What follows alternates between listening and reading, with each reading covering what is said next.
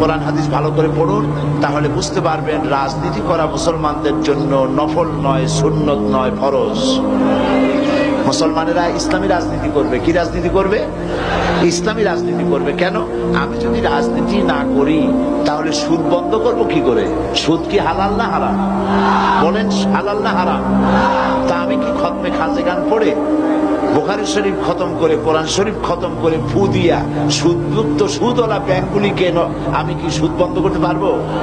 বাংলাদেশের সমস্ত আলেমরা যদি পানি পড়িয়া সেই পানি সুদের ব্যাংকে ঢালে দেয়, তাতে কি সুদ বন্ধ হবে?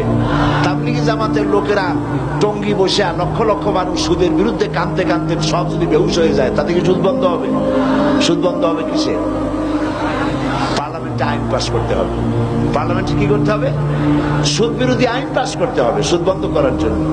আর পার্লামেন্টে আপনি যাইতে পারবেন না কিয়ামত পর্যন্ত পীর মুরিদি করিয়া। পার্লামেন্টে যাইতে পারবেন কখন? রাজনীতি করিয়া। কি করে যেতে পারবেন? তাহলে রাজনীতি না করলে আপনি সুদ বন্ধ করবেন কি করে? এদেশে তো হাজার হাজার বছর ধরে ওয়াজ হচ্ছে, শত শত বছর ওয়াজ হইতেছে, পীর মুরিদি হইতেছে। বলেন কথা ঠিক কিনা? তো এত ওয়াজ, এত পীর মুরিদি, এত তাবলীগ, এত জিকির, এত কিছু, সুদ বন্ধ হয়েছে? জেনা বন্ধ হয়েছে? চুরি বন্ধ হয়েছে? যেগুলি আপনি বন্ধ কি দিয়ে করবেন? বন্ধ করবেন সেইভাবে রসুল করেছেন, যেভাবে রাসূলুল্লাহ মদিনায় গিয়েছেন, রাষ্ট্র প্রতিষ্ঠা করেছেন, কোরআনের আইন চালু করেছেন, রাজনৈতিক বিধান চালু করেছেন, সমাজনীতি দিয়েছেন, অর্থনীতি দিয়েছেন। ইসলাম পূর্ণাঙ্গ রূপে প্রতিষ্ঠিত হয়েছে।